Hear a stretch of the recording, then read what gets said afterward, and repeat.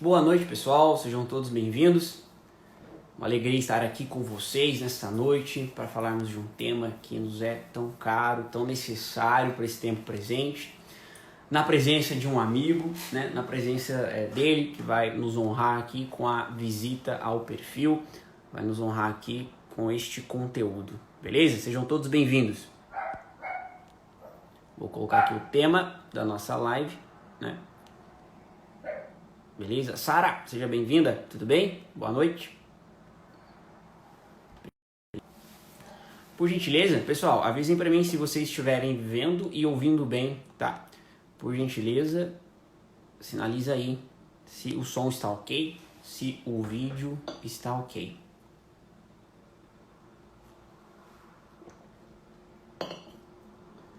Janaína, boa noite, seja bem-vinda. Sara, isso aí. Esse vai ser o nosso tema. Vais morrer, sobre o medo de morrer e o medo de perder alguém amado. Fala, Francisco, beleza? Tudo bem contigo?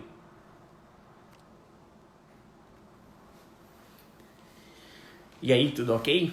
Beleza, obrigado, Francisco, por sinalizar. O som tá ok, imagem está ok. Belezinha? Vocês estão bem, pessoal? Luciane, tudo bem, Luciane? Seja bem-vinda. Cíntia, Fátima, boa noite. Uma alegria ter aqui. Stephanie, boa noite. Tudo bem? Sejam todos bem-vindos, pessoal. Sejam todos bem-vindos. Beleza? Daqui a pouco o Renanzão tá chegando na área. A gente vai fazer uma partida, tá? Esse é um assunto muito importante, tá? Veja só, olha, na live de hoje, eu espero aqui entregar para vocês desse bate-papo com o Renan, tá? A gente quer falar sobre esse tema da morte, tá? Olha, sobre esse medo de morrer, tá? Eu quero apontar para vocês, a gente quer apontar para vocês hoje nessa live, olha, da onde vem esse medo? Por que a gente tem medo de morrer, né? E da onde vem esse medo e mais, tá? Te apontar alguns caminhos. Olha, como é que eu me livro deste medo de morrer, né? Como é que eu resolvo essa parada, este medo de perder a pessoa amada? Falando em pessoa amada, minha amada Ariellen, tudo bem? Boa noite. Dani Cesário também tá na área, que legal. Seja bem-vinda, Dani. Então esse é o nosso tema, tá? Então hoje, junto aqui com o Renan, nós vamos partilhar com vocês sobre essa realidade, sim, que a gente vive no tempo presente, né? É muito presente no consultório, é uma pauta que vem, né? Olha, aquele sofrimento de alguém que perdeu um ente querido, aquela ameaça, né? Francisco, andei investigando, né? Isso Francisco, tem gente que brinca, né? Que psicólogo tem um pouco de professor Xavier, né? A gente entra na mente do pessoal, mas é que é uma realidade muito presente mesmo. É uma realidade, assim, eu convido vocês a mandar mensagem no WhatsApp, o pessoal fala, gente, corre pra live, porque é um tema necessário, a gente precisa investigar este medo, tá?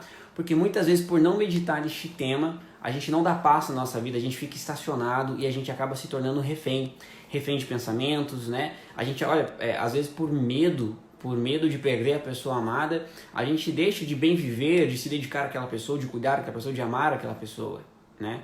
Eu nunca esqueço de uma paciente que tinha tanto medo de morrer. Em um momento da sessão a gente conversou assim, olha, ó, o Renan na área. Beleza, Renan? Uma paciente disse assim, olha, beleza, eu tenho tanto medo de morrer, mas e medo de não viver? Você não tem? Né? E medo de não viver. Então nós vamos conversar sobre isso, tá? Nós vamos conversar sobre esse tema, apontar caminhos. Peraí. Chegando, tá entrando aqui na área. Daqui a pouco ele tá aparecendo aí. Joana, tudo bem? Sueli, Larissa, boa noite. Opa. Grande Renan.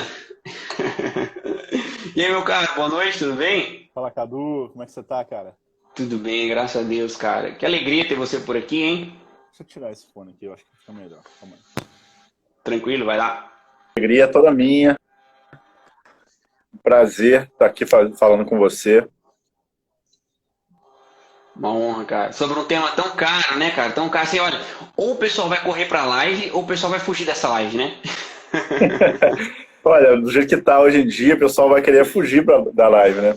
Vai querer fugir, né? E eu tava comentando aqui, Ana, enquanto eu tava aguardando a tua espera, né? Que eu acho que é um tempo muito oportuno pra gente falar com isso, né? O Francisco brincou aqui, Cadu, você tá lendo a minha cabeça, tá lendo meus medos, né? Porque que de fato é uma coisa que paira no nosso imaginário, é um desafio presente, mas sobretudo quando a gente vê essa realidade, né, da pandemia, por exemplo, né, a gente vê assim, olha, o medo da morte cada vez mais é evidente, né? Então, assim, mais uma vez, Jana, eu quero agradecer a tua presença já aqui, né? É uma honra poder ter você aqui, poder partilhar esse tema. É uma alegria mesmo, né? De te receber aqui. E bora lá, né? Bora lá para o tema. E eu quero começar assim com uma pergunta já, né? Na verdade, assim, olha, esse tema da morte, né? A gente estava até conversando no WhatsApp, ele é um tema muito interessante. A gente compreendeu, eu vejo por dois aspectos, né? Primeiro, que quando a gente pensa num itinerário de amadurecimento, né? Então, eu tenho trabalhado muito com o pessoal aqui, a jornada do amadurecimento, ou seja, essa busca. E quando a gente pensa lá na teoria das 12 camadas, né, a gente percebe que, por exemplo, entre a quarta camada, quinta, sexta, sétima, oitava, a gente tem ali uma transição e nós temos, né, um dos movimentos que a gente tem, né, para avançar camadas e um tema necessário para a maturidade é o tema de refletir, de meditar sobre a questão da morte, né? Então, a pessoa que tem um interesse de amadurecer, de ser alguém maduro, né, ela precisa passar por isso. Mas, ao mesmo tempo, é interessante, né, porque, de um modo geral, a gente fala, né, tem um público que segue a gente, que não é um público religioso, mas, em especial, aquele público religioso, né? Então, para a gente pensar até mesmo em santidade, né, assim, ao meu ver, né, talvez, não sei se eu quero ouvir a tua opinião, mas olha, é praticamente impossível pensar em santidade se eu não medito a morte, né? Ao meu Uhum. ver, assim, é um ponto que eu já quero colocar aqui para a gente conversar sobre, né? Então, enfim, seja para amadurecer, seja para ser um santo, é um tema necessário, né? E aí a gente fica assim, com aquela pergunta, né? É o primeiro ponto que eu quero começar aqui. Por que é tão difícil? De onde vem essa dificuldade de pensar sobre a própria morte e a morte da pessoa amada, Renan? Pergunta super simples, né? Mas vamos lá. Cara, olha só, para a gente conseguir chegar nessa pergunta, a gente tem que entender primeiro, eu acho que eu vou falar um pouco daquele primeiro ponto que você falou ali, por exemplo, o santo.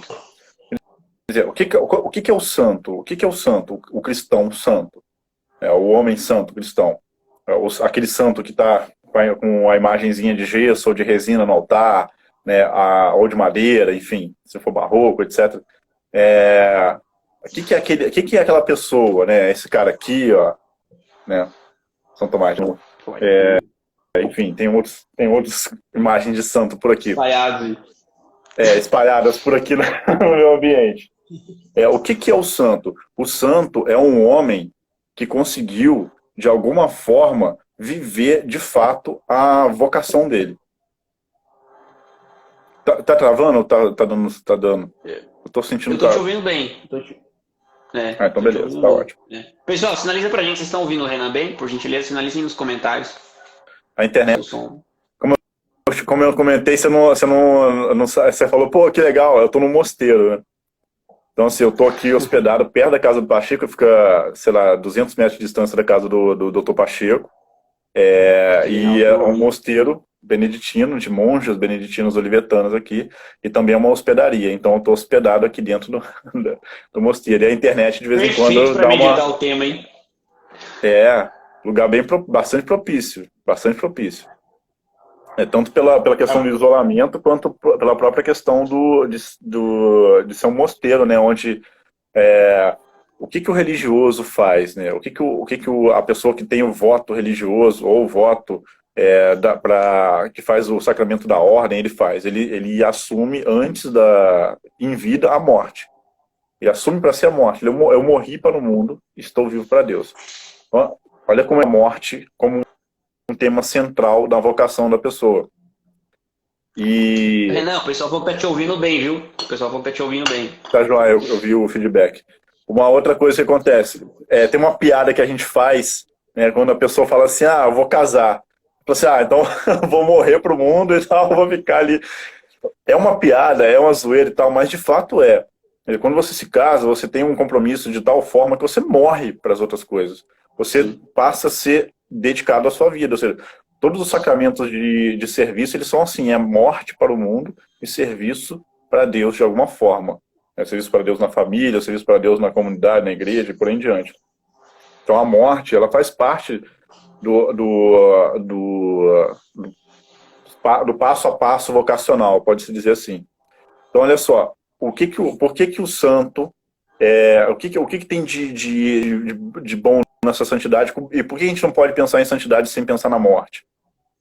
Quando a gente vai, e você citou as 12 camadas, quando a gente pensa num santo, o santo é um homem que conseguiu ser homem plenamente. Ou uma mulher, no caso, que conseguiu ser mulher plenamente, mas homem no sentido de ser humano. Mas é um homem plenamente. E ser homem plenamente significa ser maduro. As 12 camadas é uma descrição desse caminho de maturidade. Usando Adler e usando outros autores, ele descreveu, olha só, a pessoa mais imatura, ela tem esse tipo de motivação, tem esse tipo de comportamento de reação. A pessoa que vai amadurecendo um pouquinho mais tem um outro tipo, a que vai amadurecendo um pouquinho mais tem um outro tipo. Então, para você ser santo, você só consegue ser santo de fato se você for muito maduro. A não ser que, ao caso de exceção, que sempre tem exceção, pela graça de Deus, como grandes santos foram, pela graça de Deus, acabaram amadurecendo muito rapidamente, sendo preservados de vários pecados, para poder fazer alguma coisa em específico. Como um caso extraordinário e fantástico que é de São Padre Pio. Obviamente tem a mão, a graça de ele protegendo ele de várias coisas, não deixando ele pecar de várias formas. Como tantos santos jovens, como São Domingos Sávio, enfim, e outros tantos santos jovens que também foram preservados de alguma forma do pecado pela graça de Deus. Mas assim, via de regra, a gente tem a santificação, e a gente pode falar isso tem nos escritos da imitação de Cristo, tem nos escritos da Bíblia, principalmente nos evangelhos que Cristo fala, tem nos escritos de São José Maria Escrivá, que tem muito forte isso, tem nos escritos dos santos, tem nos escritos dos grandes teólogos, dos grandes como Tanqueray, por exemplo, e outras pessoas do tipo. Tem nos escritos deles o seguinte: o homem, ele consegue assumir a sua plenitude e se torna maduro. Ponto. Essa maturidade, esse caminho de maturidade é o caminho que leva a gente a ser santo de verdade. É um caminho de tropeços e levantar. Aí eu volto para a entrada da morte. Por que hoje a gente não consegue pensar de fato, presencialmente sobre a morte? Porque a gente não consegue fazer o caminho de amadurecimento. A gente não consegue amadurecer.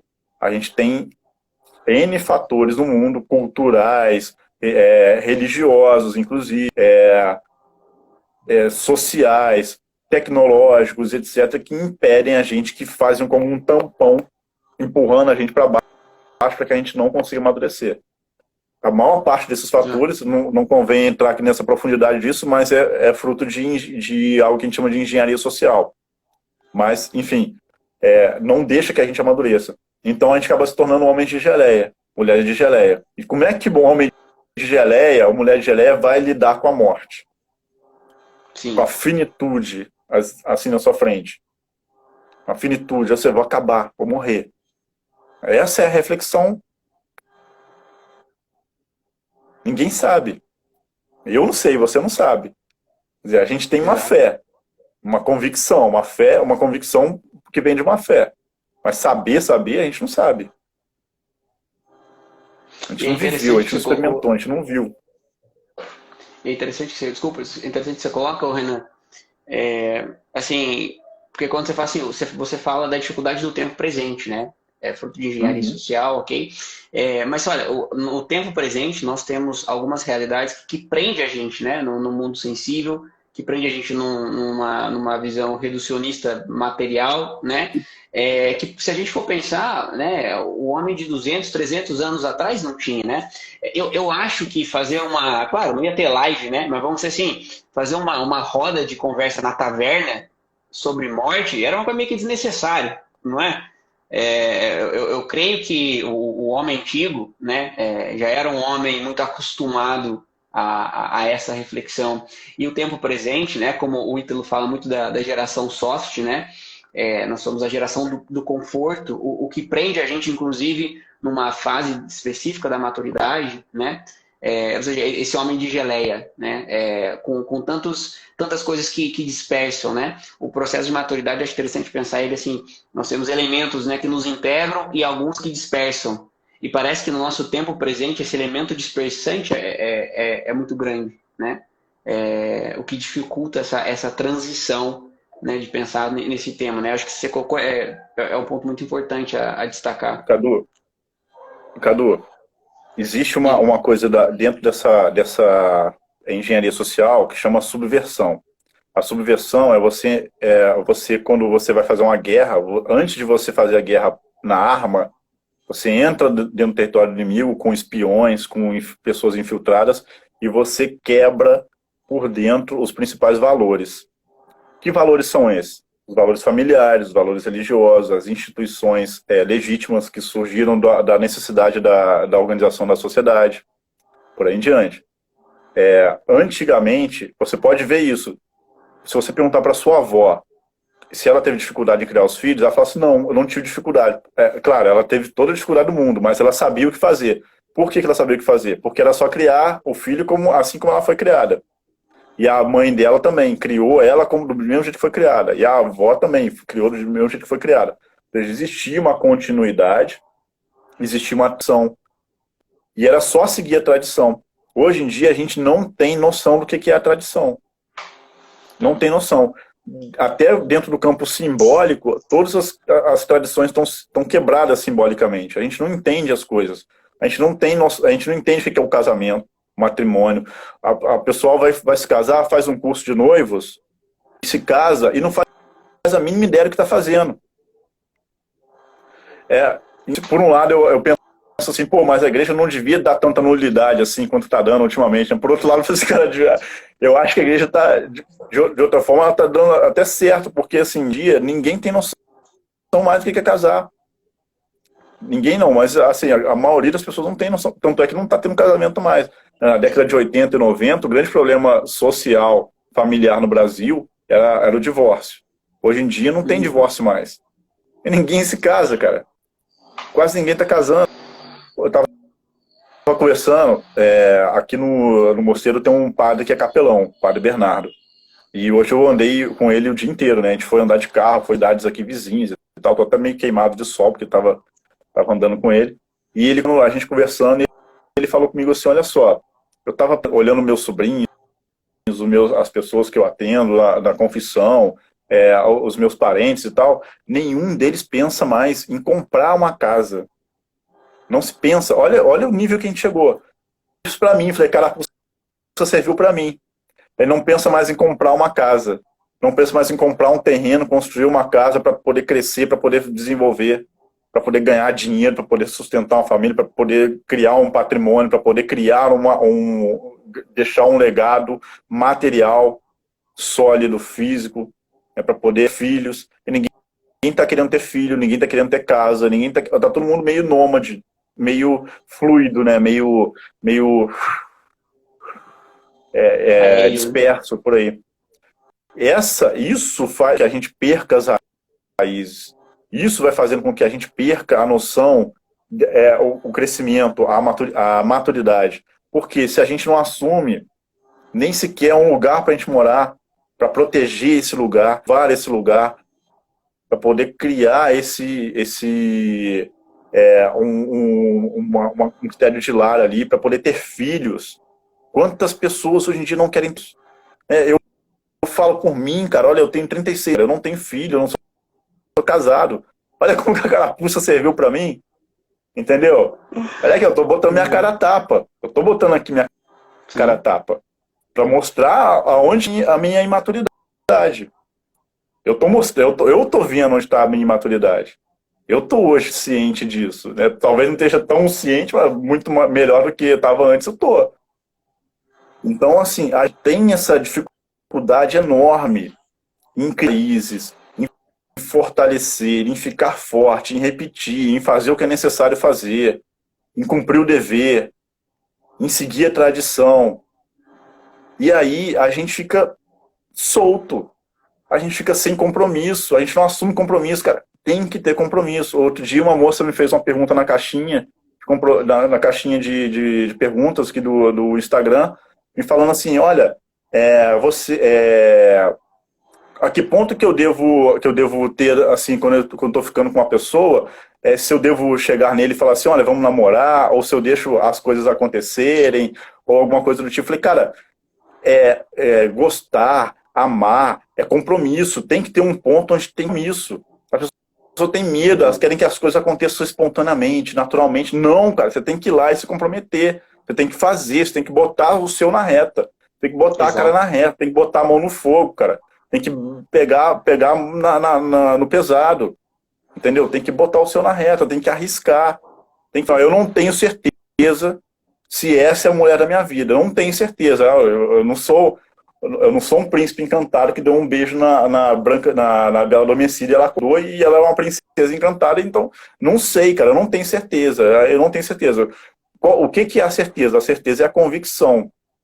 Tá. Quando eu falo assim, não, o Ítalo Marcilli, esses dias, respondeu na caixinha de pergunta dele que eu acompanho, uma das poucas que eu acompanho, que eu consigo acompanhar hoje em dia no Instagram, ele respondeu, alguém perguntou para ele assim, como saber se a mulher é certa? Ele respondeu assim, não existe mulher certa, o negócio é você escolher a errada mesmo e amar a errada.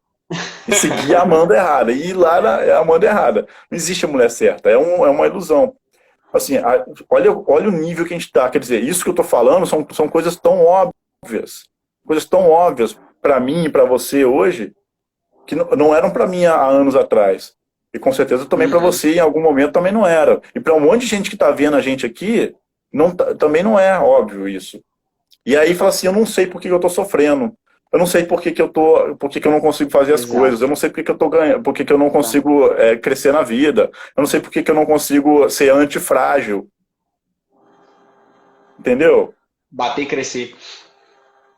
E aí é o ponto onde está, assim, como que uma pessoa que não consegue fazer aquilo que ela precisa fazer de mais básico no dia a dia, que é ter um emprego, ganhar um dinheiro, que é servir a comunidade de alguma forma, ou servir as pessoas que estão à sua volta de alguma forma, como que a pessoa que não consegue sequer fazer isso vai ter capacidade, né, humana de se colocar diante da morte? Exato. Não tem, cara. Não tem. Não tem. Por isso que quando vem a morte iminente, a pessoa se caga toda, se treme toda. Sim. Por isso que quando aparece um Covid, fica todo mundo surtando. Por isso que quando aparece um assalto, a pessoa fica 10 anos traumatizada porque sofreu um assalto. Por isso que quando acontece uma situação onde veio uma gravidez indesejada, a pessoa vai buscar o aborto.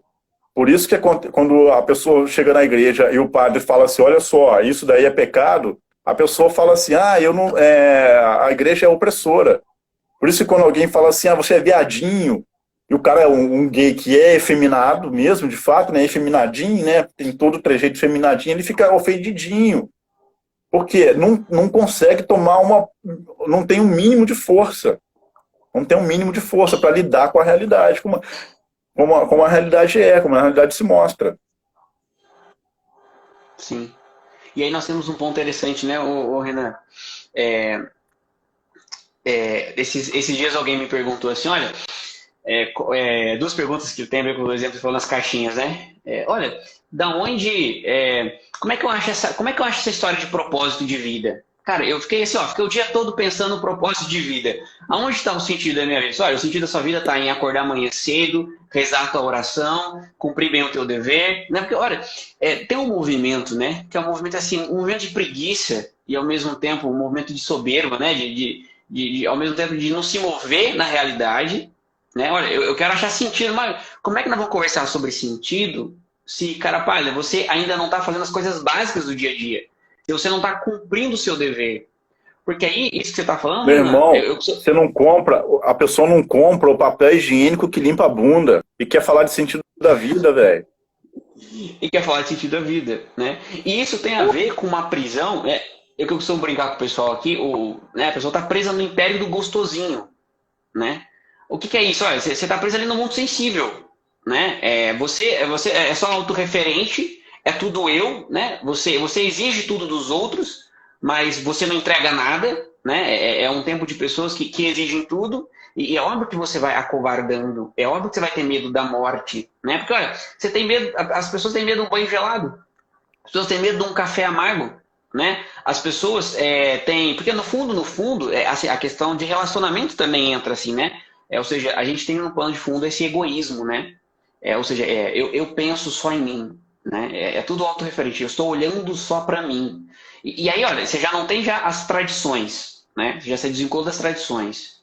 Já se perdeu porque quando a gente pensa, né, de desenvolver, vamos dizer assim, esse apetite irascível, porque você aprende a suportar coisas incômodas. E vamos ser sinceros, meditar sobre a morte não é uma coisa agradável. Não é igual você comer uma torta de limão, né? Comer um cheesecake de frutas vermelhas, um bolo de chocolate, uma coisa gostosa, né? Ou seja, existe alguns elementos humanos da maturidade e da santidade que solicita de nós uma capacidade de suportar coisas que não são boas.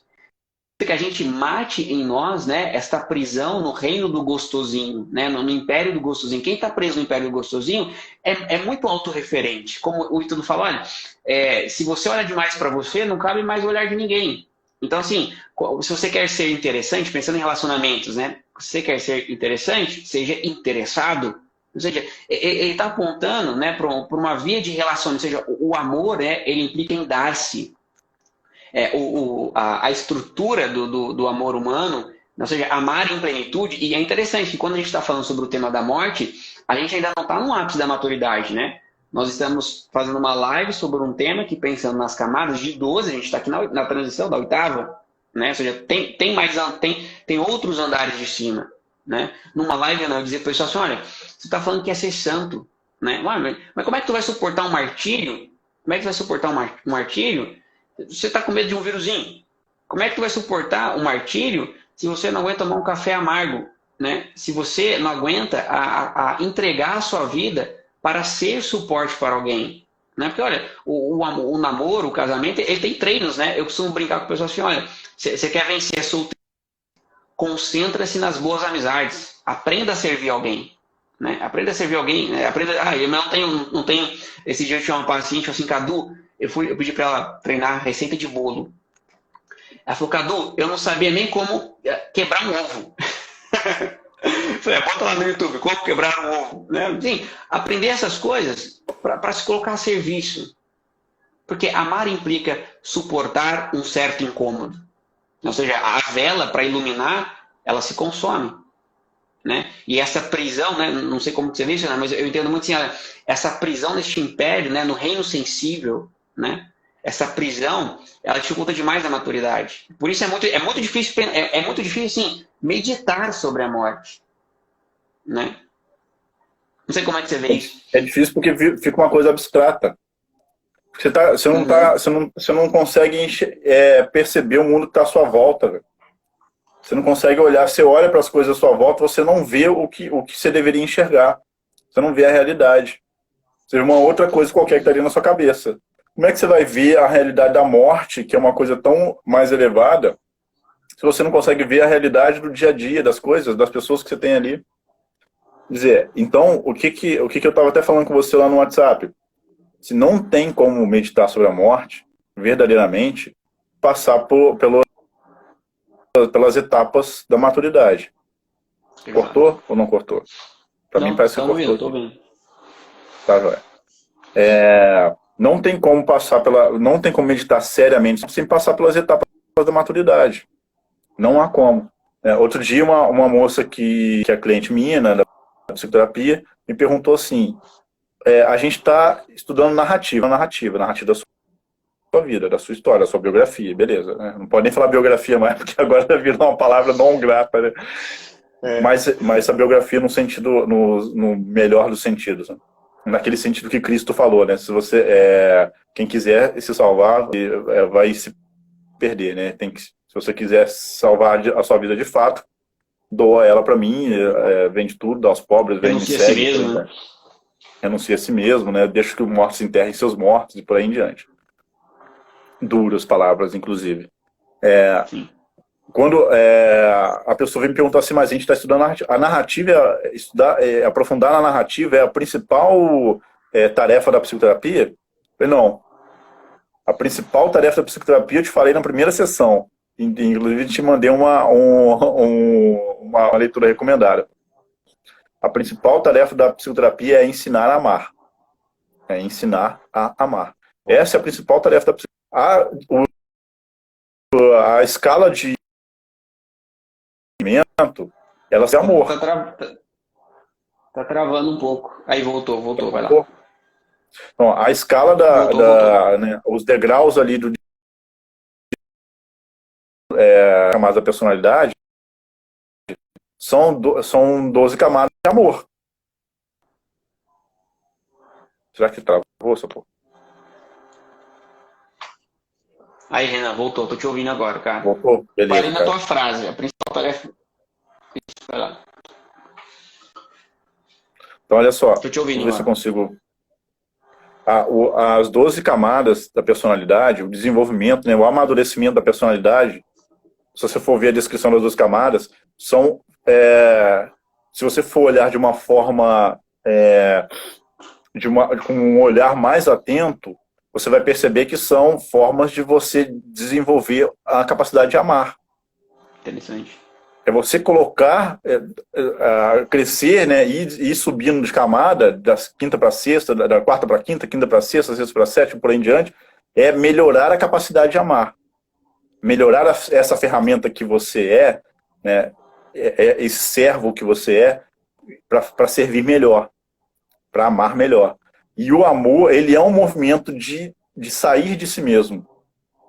Ele é um movimento de matar o seu ego, o seu egoísmo, de matar a sua preguiça. Tá travando, Cadu? Tá, tô te ouvindo. Deu umas travadas, mas agora voltou. Tá dando pra te ouvir. Beleza. Então, o amor é esse movimento de sair de si mesmo, de se matar, matar o seu ego, matar a sua soberba, matar a sua preguiça e se colocar a serviço do outro. Matar o seu orgulho para perdoar, para aprender a perdoar o outro. Matar a sua avareza para poder ser generoso com o outro. Matar a sua preguiça para poder servir o outro. Entendeu? Isso é o amor. Isso é você sair de si mesmo, é você se matar a si mesmo para você conseguir servir o outro. Se você não consegue fazer isso no básico, como é que você vai pensar na morte como a morte é de fato? Não pensa. Por isso que quando acontece algum fato na sua vida, o seu pai morre, seu irmão morre, seu filho morre, seu tio morre, parente morre, se atropela alguém de carro, a pessoa morre, alguém te atropela ali e você corre um risco de morte, fica diante de uma arma de fogo, alguém leva um tiro perto de você e morre, alguma coisa dessas acontece, a pessoa buga, a cabeça da pessoa buga. Por quê? Preparada para enxergar essa realidade, porque não amadureceu o suficiente. Ô, Renan, eu não sei, eu queria ouvir o que você pensa sobre isso. Mas olha, quando a gente fala, né, um dos temas da live, o medo de morrer e o medo de perder a pessoa amada, né? Uma coisa que eu acho interessante quando a gente pensa na pessoa amada, o medo de perder a pessoa amada, o medo de perder a esposa, o medo de perder o pai, o medo de perder o filho, ele é um sinal também desse egoísmo, né? Porque assim, o contrário do amor é o egoísmo, né? Não sei se está correto, mas o movimento do amor é a entrega, né? O movimento do egoísmo, ele quer preservar-se. E muitas vezes por trás desse medo, né? Assim, não sei se dá para generalizar, mas muitas vezes por trás desse medo, olha, na verdade, quando eu estou pensando, sei lá, vamos pensar um caso concreto, né? O medo de perder pai e mãe. O medo de que meu pai e minha mãe morram no coronavírus. Muitas vezes, não é que eu estou pensando no meu pai e na minha mãe pegando coronavírus. É que eu estou pensando em mim, né? Eu estou pensando que eu vou sofrer a ausência deles, né? Eu estou pensando que eu já não vou ter mais aquela presença, né? Então, muitas vezes, por trás desse medo de perder a pessoa amada, tem um movimento egoísta de que eu estou pensando em mim, no meu sofrimento, no sofrimento que eu vou ter. Eu estou antecipando, vamos dizer assim, um movimento de ansiedade, né? Estou antecipando, né, este fato, essa possibilidade que um dia vai ser dada, né? Mas por quê? Porque eu estou pensando em mim. Não sei. Exatamente, cara. Exatamente. Eu não sei como eu vou ficar se meu pai morrer. É. Não sei como eu vou ficar. Eu não vou conseguir. Morre. A pessoa morre e fala assim, eu não sei o que eu faço da minha vida agora. É.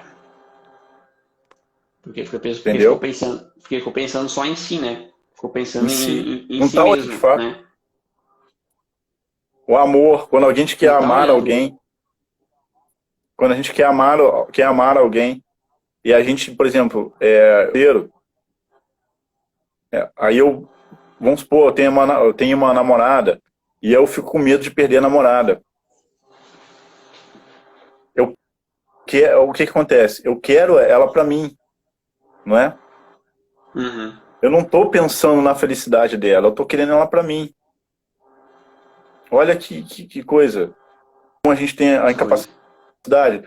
Só a frase, se você olhar a formulação da frase, medo de perder a pessoa amada. Como assim perder a pessoa amada?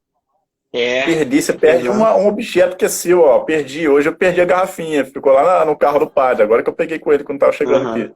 Interessante. Eu perdi minha garrafinha, era minha garrafa, minha, que eu ganhei de presente, minha, é Objeto. minha. Entendeu? Minha propriedade. Para Uhum. outra pessoa não é propriedade sua. A escravidão já acabou há muito tempo. Entendeu? Não tem como você ter propriedade, um título de propriedade da pessoa. Como é que você É vai uma perder pessoa, é uma a pessoa. pessoa? Como é que você vai perder a pessoa, seja para de uma outra forma? Perder o filho. Filho. Meu filho. Travou. Aí tá, voltou, né? Voltou agora. É, o Hein, meu Cadu? filho. Igual no seu carro. Seu filho. Meu filho. Vou perder É, meu filho. meu. Uhum. Entendeu? Olha onde está o olhar que não é o olhar generoso de se dar para o outro, de querer servir o outro, e sim que coloque o outro como um objeto a seu serviço. É meu. E que é extremamente assim triste, profundamente triste, porque você corre o risco de olhar para aquela pessoa como posse, então você está tendo um olhar reducionista, você está reduzindo aquela pessoa, né? Você está reduzindo, né? O Ítalo, né, numa das lives, ele falou isso, né? Quando você fala, por exemplo, minha esposa, né? Você está reduzindo aquela pessoa, né? Aquele papel social, aquela realidade, né? Mas o que é muito triste é porque você corre o risco de viver essa relação de posse e jamais tocar, né, na essência daquela pessoa, né? E ao mesmo tempo, assim, olha, para a gente fazer essa live, vamos meditar isso aqui, eu acho isso aqui interessante. Para a gente fazer essa live, a gente está não fazendo algumas coisas.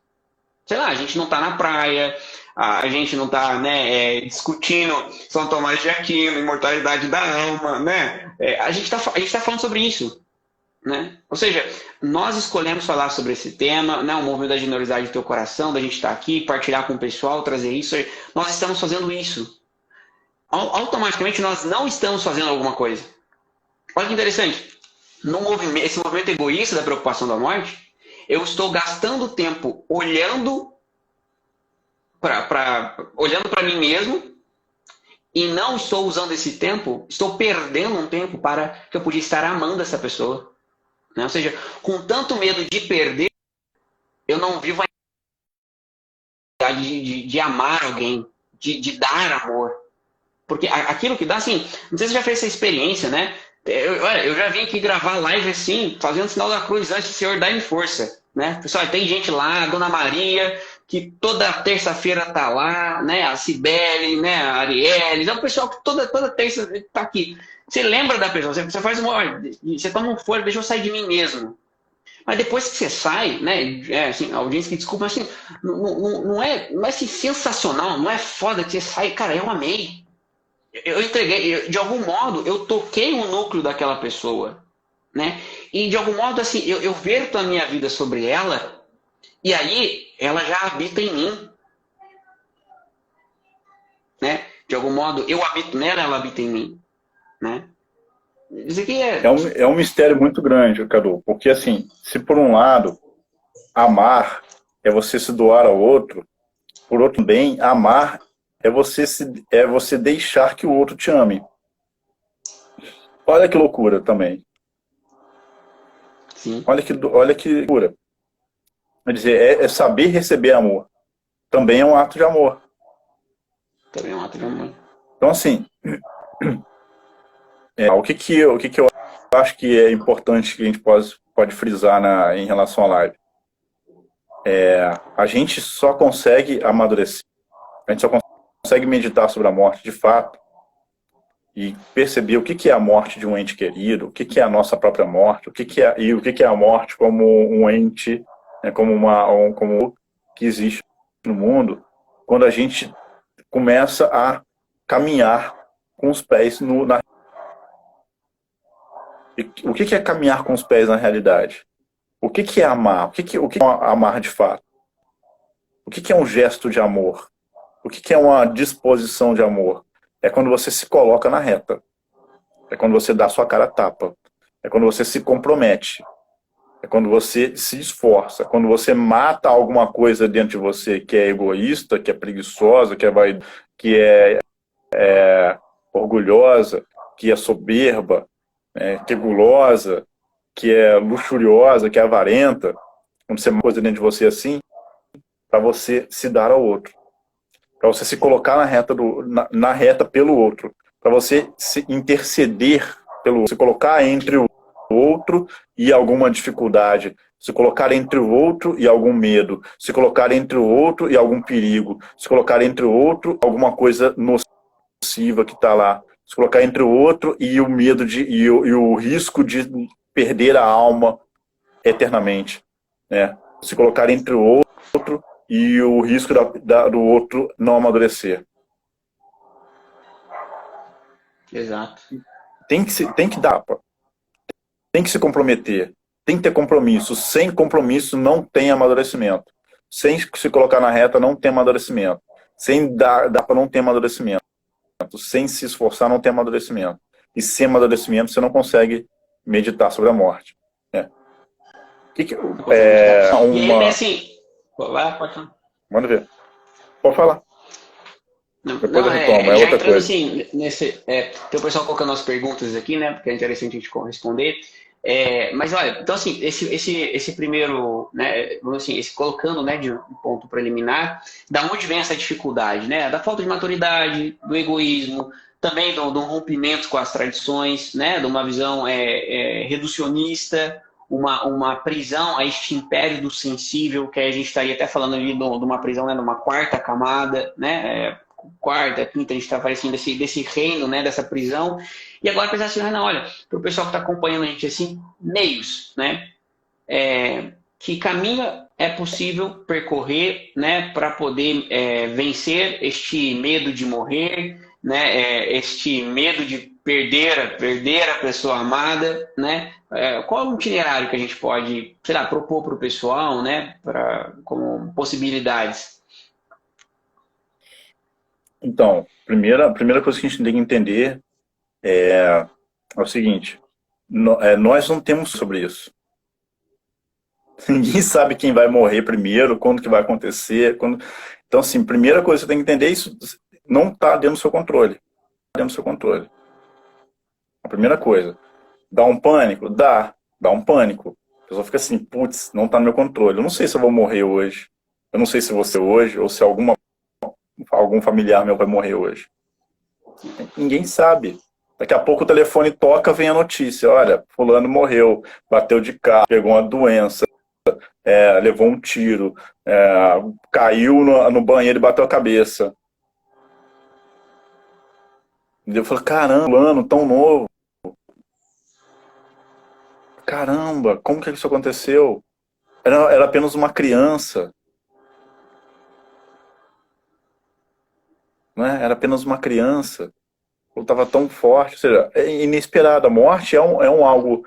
Ele é esperado, né? Esperada, é natural, é normal, um fato da natureza normal, mas é algo que a gente não sabe quando esperar. De fato. O primeiro ponto é esse. Primeiro ponto é esse. Aí isso vai te trazer aquela instabilidade, aquele, pô, e agora? Caramba. Ferrou. Ferrou. Ferrou. E aí? Aí você tem que estar forte. Então, olha, o que precisa fazer, e hoje eu falei isso para uma pessoa que inclusive está aqui assistindo a live, eu falei assim, olha só, a gente precisa fazer aquilo que é nosso dever fazer, independente do que a gente está sentindo. Se a gente estiver desmotivado, se a gente estiver com medo, se a gente estiver chateado, magoado, enfim, a gente tem nosso dever para cumprir, a gente tem que cumprir. Quando a gente começa a fazer isso dá uma força moral pra gente. Dá uma força pra gente.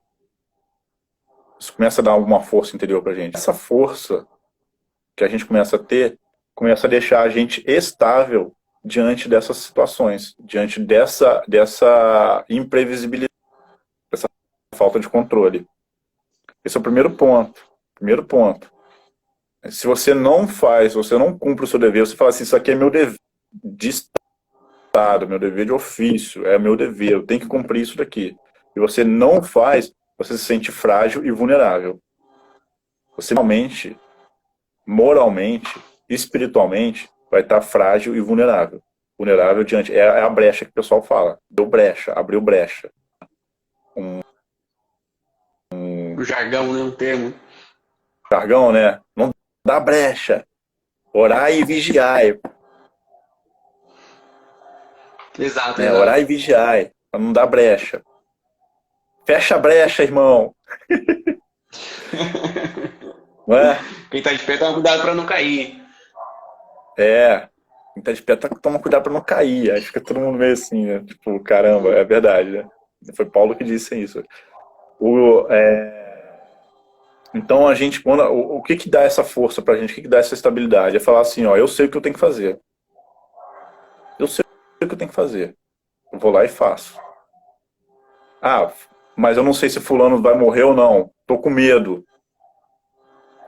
Paciência, tá internado, tá no CTI, tá doente, envolvido com droga, com traficante, tá fazendo assalto à mão armada, é policial, sai de casa todo dia, não sabe se vai voltar para casa, mora na favela, entendeu? A gente não sabe, A gente não sabe. a gente não sabe, anda de carro correndo, vai pra balada e enche a cara e vai dirigir depois. A gente não sabe se a pessoa vai morrer ou não vai morrer. Independente se a pessoa vai morrer ou não vai morrer, independente se a pessoa morreu ou não morreu, eu sei o que eu tenho que fazer na vida.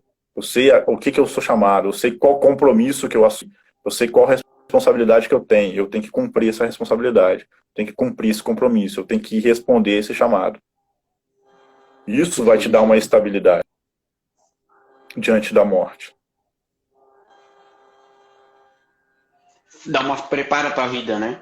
Prepara pra vida. Né? Sim. E tem um ponto interessante, né, Oina? Porque quando a gente fica preso numa dimensão apenas material, né? A gente esquece que a gente pode ser que a vida humana, né? O Victor Frankl traça muito bem isso, né? Como um eixo, né? Uma cruz. Nós temos um eixo horizontal, e nós temos um eixo vertical, né? Ou seja, nós temos um domínio da ação da matéria, da ação sobre as coisas, da ação sobre o mundo, que é eficiente, né? Que, como você falou, traz para nós uma estabilidade, né? Ou seja, ter consciência de finitude. Olha, cara, eu vou morrer, bicho, a pessoa vai morrer mesmo.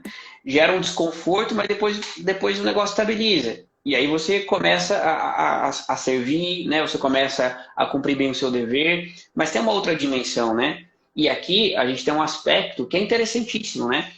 Nós estamos num país onde, né, grande parte da população se diz ter uma religião, mas nessas horas as pessoas esquecem dos recursos espirituais, né? Espirituais religiosos e os não religiosos. Já tem uma dimensão onde eu ainda posso navegar, né?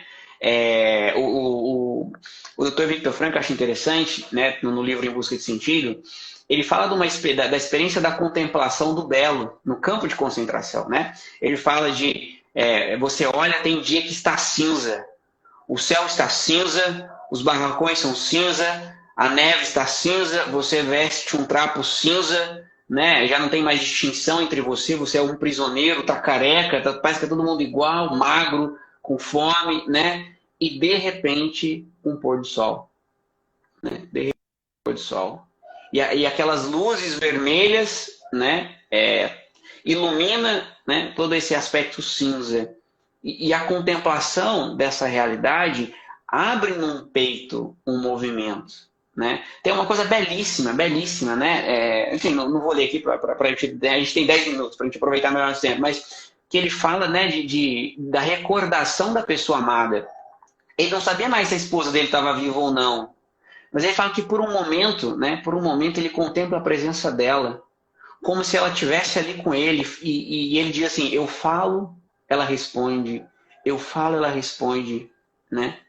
Ou seja, ele vai dizer, né, ainda que eu não possa mudar essa situação concreta, ainda que eu não possa sair desse campo de concentração, ainda que eu não possa, né, sei lá, dar um jeito naquele cara que está nas drogas, ainda que eu não possa dar um jeito naquela pessoa que está na UTI, ainda que não tenha nada, porque se tem, vamos fazer, mas se não tem algo concreto que eu possa fazer por essa pessoa, ainda existe um domínio dentro de mim, né? A recordação da pessoa amada, né? E ele vai dizer assim, a entrega amorosa, né? Ainda é possível um movimento de amor a esta recordação, né? Mas além disso, a gente tem outros movimentos, como o próprio movimento da prece, né? Ou seja, existe um domínio onde eu posso fazer algo por aquela pessoa, né? Que é o domínio da prece cristã, né? Eu posso, sei lá, dirigir a minha oração por ela, ou seja, pedir que o bom Deus cubra essa pessoa com a sua bênção, com a sua graça, que ele venha em socorro. Então, existe... Quando a gente perde a esperança mesmo quando a visão achata, né? A gente cai no materialismo, né? Você cai no materialismo,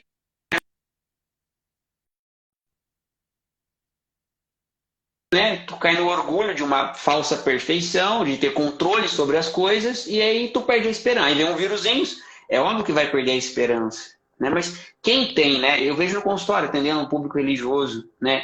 Quem de fato vivencia isso, tem um cultivo de uma vida espiritual, acorda de manhã para fazer a contemplação da paisagem, da natureza, né? Busca viver uma vida de serviço, de fazer o bem, né? E que a gente fala assim, né? Que a dona de casa fazer com todo amor aquela comidinha, né? A pessoa que tem uma doação de entrega, que reza o seu terço, que ouve os salmos, né? Que escuta canto gregoriano, que busca um contato com a beleza, ou que tem um cultivo de uma vida sincera pela busca da verdade, essa pessoa desenvolve um domínio. O próprio Viktor Frankl observa isso, né? Ele vai dizer, olha, no campo de concentração, só resta para o prisioneiro fugir para dentro. E quem não tem um mundo interior, ferrou.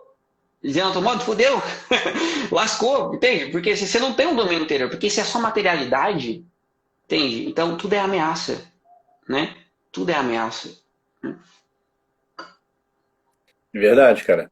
E você vê como que, por exemplo, a gente falou, uma das primeiras coisas que a gente falou foi que existia uma tradição, essa tradição foi quebrada, e por conta da quebra da tradição, a tradição familiar, tradição comunitária, tradição religiosa, por aí, foi quebrada, e por conta dessa quebra a gente não consegue amadurecer como a gente deveria amadurecer, principalmente nos primeiros passos, ali até a sexta, sétima, oitava camada da personalidade, mais ou menos, né? Seria um homem comum, mediano, hoje em dia seria um homem de oitava camada, entendeu? Se fosse viver uma sociedade natural. Sim. Uma sociedade saudável, pode-se dizer assim, né? Minimamente saudável. Então, a religião, ela, além de ela ter todo esse fator de tradição, né? de te ajudar a situar socialmente, né? Dentro da sua identidade também, ela ainda tem ainda tinha esse fator do belo, que não está tendo mais. Você vai ver, as paróquias são todas paróquias feias, né? Não tem mais tantas imagens de santo, não tem mais tantos vitrais bonitos, tem ou algumas tem um outro tipo de beleza. Você vê as igrejas evangélicas são barracões, né? Não é desmerecendo, mas no sentido, olha só, lógico, a graça de Deus, Deus não escolhe, não é a gente que escolhe onde Deus vai se manifestar, é Deus que escolhe onde ele vai agir. Se ele quiser agir dentro do barracão, ele vai agir dentro do barracão. Se ele quiser agir dentro do lixão, né, fora da igreja, dentro do lixão, ele vai agir dentro do lixão. Se ele quiser agir dentro da igreja, ele faz o que ele quiser. Não é a gente que manda nele. Mas olha como que todos esses elementos são elementos que conectavam a gente com o belo, conectavam a gente com algo transcendente, que conectavam a gente com uma fé, conectava a gente com a noção da eternidade. Você olha o ato das capelas, olha as imagens que tem imagem de inferno, tem imagem de demônio, tem imagem de anjo, tem imagem de santo, tem imagem... Estava ali. Está ali a noção de eternidade. Existe alguma coisa eterna. Eu até falei com você que eu tinha lido aqui a Imortalidade da Alma, um terço do livro, né? E falei assim, não tem algo... É muito... Mas tem algo aqui que dá para usar. Tem algo que dá para usar. Porque só pelo fato de a gente entender que a alma é imortal, e está aqui comprovado filosoficamente, né? Na questão da imortalidade da alma tem 5 teses aqui, e tem 5 aqui, e um desses argumentos é teológico, os outros 4 são filosóficos. Então, assim, já dá para provar filosoficamente, pela lógica, que a alma é imortal. Então já tem alguma coisa, opa, calma aí, esse cara considerado das pessoas mais inteligentes de todos os tempos, um grande, junto com Aristóteles, com Platão, com Agostinho, é um dos gigantes, talvez até o maior deles em alguns aspectos, ou em muitos aspectos. Se o cara conseguir provar, o cara mostra por A mais B, né, pela lógica, pela filosofia, né, e também pela teologia, que a alma é imortal, então assim, opa, calma aí, pelo menos uma dúvida aqui tem que surgir. Eu acho que ele pode estar certo. Eu acho que a alma realmente é imortal. E se a alma é imortal, o que acontece com a alma? E o que é a alma? Pode fazer uma live só para falar o que é a alma, especificamente, né? Podemos. O que é a alma, o que é a personalidade, por aí em diante. Mas a gente, vale a pena a gente ter esse aspecto, né? Tem algo que é transcendente, que faz parte da gente. Esse algo que é transcendível a gente.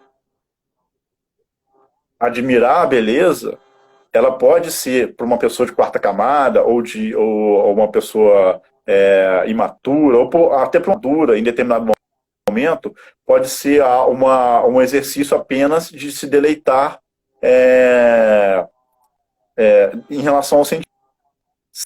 Sem puxar algo de transcendente nisso, sem ir para além disso.